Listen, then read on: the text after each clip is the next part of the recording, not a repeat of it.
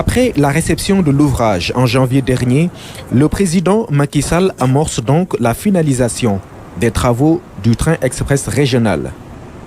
La gare de Dakar, point de départ. L'infrastructure garde toute sa beauté. Les travaux de réhabilitation laissent intacte la dimension historique du bâtiment. La façade, elle tendait à décliner vers le bas. Elle a été retenue par une structure d'acier et on a coulé derrière du béton pour retenir la façade. Le traitement de la structure en consolidation nous permettait de garder les mêmes trames, mais avec des matériaux neufs qui pourront... C'est des tuiles neuves. Dans la conception architecturale sous les directives de la PIX, nous avons opté pour des poteaux fins et pour une enveloppe transparente. C'est une maison de verre qui n'occulte pas la gare historique et qui permet d'avoir une exploitation fonctionnelle très appréciable. Très appréciable. Tout est donc fin prêt à l'image de ce train stationné ici à la gare.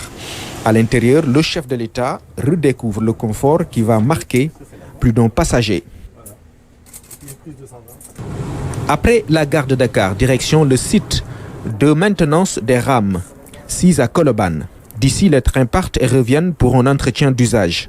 Les explications permettent au chef de l'État de comprendre ce dispositif important dans la mise en service du TER. Aujourd'hui, sur place, en plus des rames, on a tout ce qu'on appelle les pièces de rechange. Donc, toutes les pièces stratégiques et nécessaires pour maintenir les rames en service. Quand il y a une panne ou on doit changer des pièces, aujourd'hui, sur place, on a tout ce qu'il faut. Que ce soit les pièces de rechange, les outillages, les fluides stratégiques, tout est sur place aujourd'hui pour assurer le service commercial, si ça doit débuter. Dans le flux, lorsque les rames vont rentrer sur le site ou lorsqu'elles vont repartir en ligne, l'idée c'est qu'elles passent au niveau de la machine à laver. Une machine à laver au défilé qui permet de faire le lavage automatique des rames. D'ailleurs, en fait, cet espace-là, c'est ce qu'on appelle la station-service. Donc, pour faire le nettoyage des rames, mais aussi pour faire le remplissage en sable, en huile, dans cette zone-là. Sable ou pas en sable? En sable pour le freinage, on utilise des fois du sable. Donc, on a des sablières qui sont disposées au niveau de la rame. Juste pour détailler un petit peu, Monsieur le Président, en fait, le train il est équipé d'un système qu'on appelle de sablage. Donc, quand l'adhérence entre la roue et le rail n'est plus optimum, le train le détecte automatiquement et envoie des jets de sable. Et ça augmente l'adhérence, tout à fait. Ça augmente les performances de freinage. Sur le tracé du TER, il y a des ouvrages qui accompagnent la mise en service, comme ici à Keur Massar, où l'importance de la sous-station hydraulique est expliquée au chef de l'État. Il y a à la fois des OH qui sont prévus de part et d'autre de la plateforme, qui sont des OH longitudinaux, et il y a des OH qui traversent la plateforme. Donc ce qu'on fait en fait dans le TER, c'est on rétablit les écoulements hydrauliques. Donc il y a un écoulement qui est juste derrière la voiture ici. Donc on a fait des OH sous la voirie, on les a continués sous la plateforme ferroviaire. C'est pont-rail. Pont-route, c'est pont pour les véhicules. Voilà. Donc celui-là, c'est un pont-rail, mais il est hydraulique. Donc il sert justement à... C'est un gros H. C'est connu. L'installation électrique est indispensable pour le fonctionnement du train express régional, d'où la mise en place de cette sous-section électrique censée acheminer le courant depuis les postes encadrants de la Sénélec. La visite a permis au chef de l'État de mesurer le rôle de ces installations pour la circulation du train. La puissance de la sous-station, c'est 25 MVA. La tension à l'arrivée, c'est du 90 000 volts. C'est-à-dire que l'énergie qui nous est mise à disposition par la Sénélec arrive sur la gauche, sur cette partie-là. D'accord, vous voyez en fait les deux principales étapes, le PEHD dans lequel le câble est installé. Et ensuite, une fois qu'on a posé les fourreaux, on déroule les câbles à l'intérieur et ensuite on remblait avec des éléments de protection visuelle pour éviter, pour prévenir en fait la présence de câbles. Les principales caractéristiques de ces liaisons, en fait, c'est on a deux liaisons. Cap des Biches sous-station, il y a à peu près 3 km. Et Mbao jusqu'ici, à la sous-station, il y a à peu près 5 km. Sur place, des morceaux de câbles ont été découpés pour montrer au président de la République la puissance de ces équipements. 90 000 volts, qui dénote de la spécificité de ces travaux de liaison qui sont réalisés ici. Le courant qui traverse ce conducteur est moindre.